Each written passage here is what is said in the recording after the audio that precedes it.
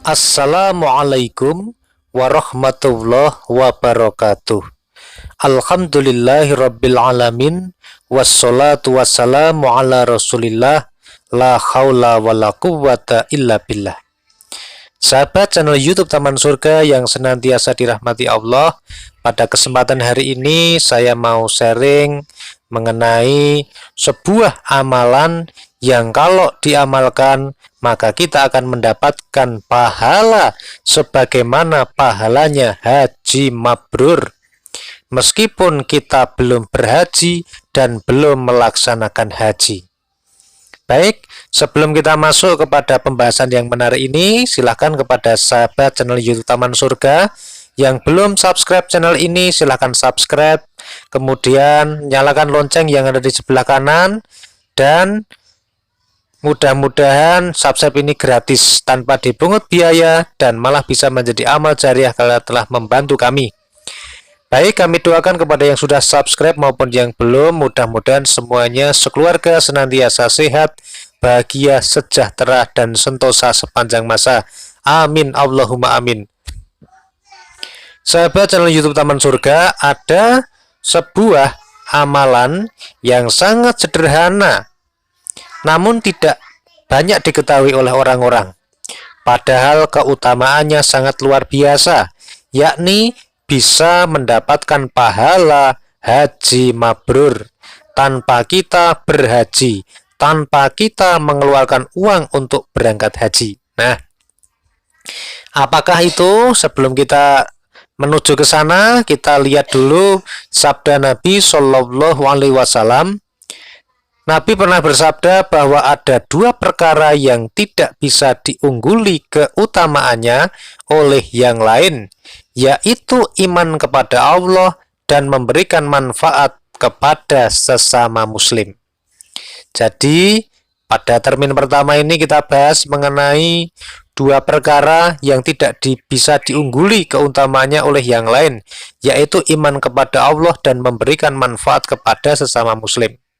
Iman tidak bisa mendahului memberi manfaat kepada sesama muslim, dan memberi manfaat kepada sesama muslim juga tidak bisa mendahului iman ya maksudnya ya. Nah, memberikan manfaat kepada sesama muslim ini bisa dengan ucapan, kekuasaan, harta benda, maupun tenaga, atau bisa yang lainnya.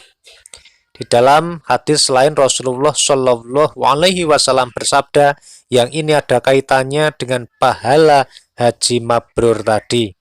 Perhatikan baik-baik. Barang siapa berada pada pagi hari tanpa bermaksud menzalimi seseorang pun, maka dosa-dosanya diampuni.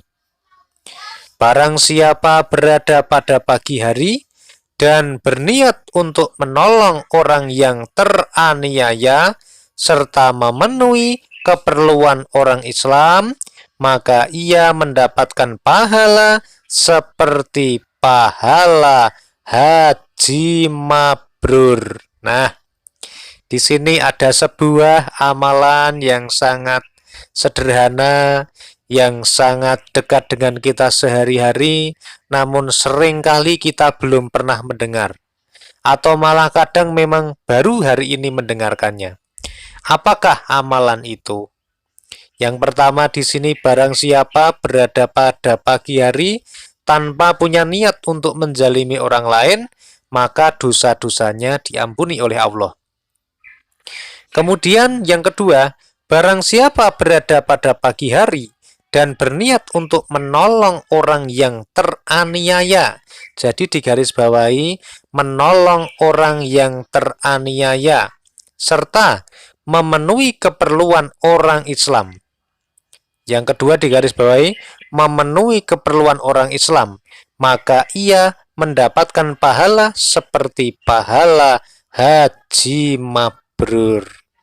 Nah, saudara-saudara sebangsa setanah air seiman seagama, sahabat channel YouTube Taman Surga, silahkan digarisbawahi, kalau kita ingin mendapatkan pahala sebagaimana haji mabrur, maka kita bisa melakukan amalan ini. Apa amalannya? cukup dua, saudara-saudara. Yang pertama adalah pada pagi hari kita punya niat untuk menolong orang yang teraniaya. Kemudian yang kedua adalah memenuhi keperluan orang Islam. Nah, bagaimana yang dimaksud orang teraniaya ini? Orang yang teraniaya ini orang yang sedang terkena musibah, sedang terdolimi, sedang berada di puncak kezaliman. Jadi dia posisinya sedang terbawah, ada di bawah.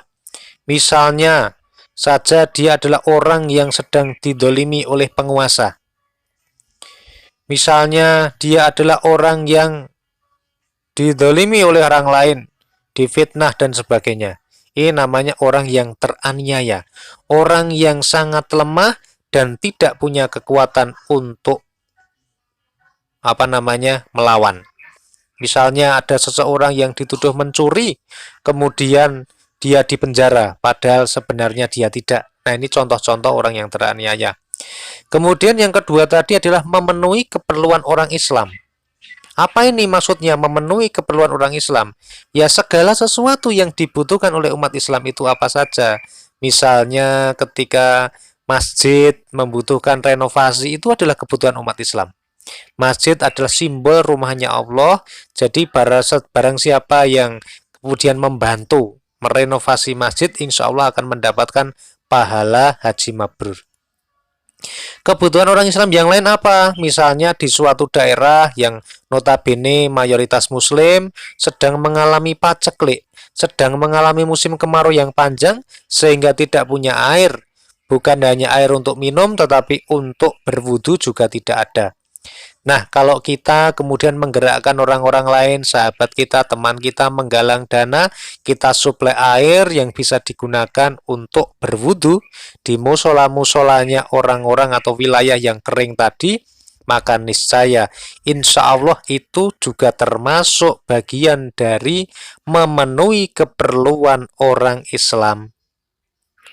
Yang namanya sholat kan wajib, kalau tidak air maka dia tidak bisa berwudu, bisanya tayamum. Lah kita suplai supaya mereka sudah lama tidak berwudu, hanya bertayamum terus, maka kita suplai. Nah, dengan menyuplai seperti ini, maka insya Allah itu termasuk memenuhi kebutuhannya orang Islam. Dan banyak lagi sebenarnya kalau kita mau melihat ya, ada banyak sekali kebutuhannya orang Muslim. Contoh, misalnya ada orang yang sudah tua renta, kemudian sudah sebatang kara, kemudian dia pengen sholat, tapi kita lihat pakaiannya sobek-sobek. Dia berarti membutuhkan baju atau pakaian untuk beribadah kepada Allah. Sajadahnya misalnya hanya itu saja sampai mau robek.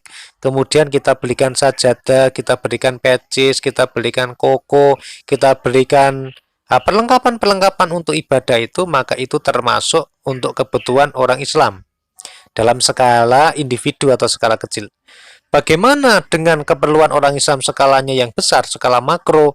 Maka ketika Anda adalah seorang pimpinan, Anda adalah seorang pemangku kebijakan, Anda bisa punya kekuatan untuk membuat peraturan, maka buatlah peraturan yang berpihak kepada umat Muslim.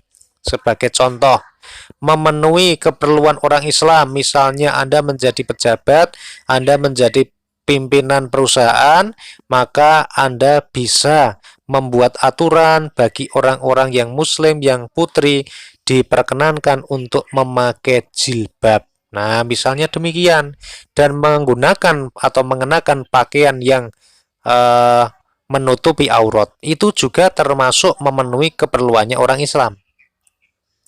Termasuk yang lain sebagainya, misalnya ada di panti asuhan, ada anak-anak yang kelaparan karena sudah lama tidak dapat suplai, karena donatur sedang ibaratnya kalau dalam saat ini kan situasinya sedang sangat sulit, di mana-mana sedang mengisolasi diri. Di wilayah kita misalnya ada panti asuhan yang biasanya ada banyak donatur datang, tapi karena kebijakan pemerintah untuk lockdown dan social distance, kemudian para donatur itu nggak datang. Sedangkan kebutuhan anak-anak Muslim yang ada di panti asuhan itu sangat mendesak, kita bisa membantu. Itu juga termasuk untuk memenuhi keperluannya orang Islam.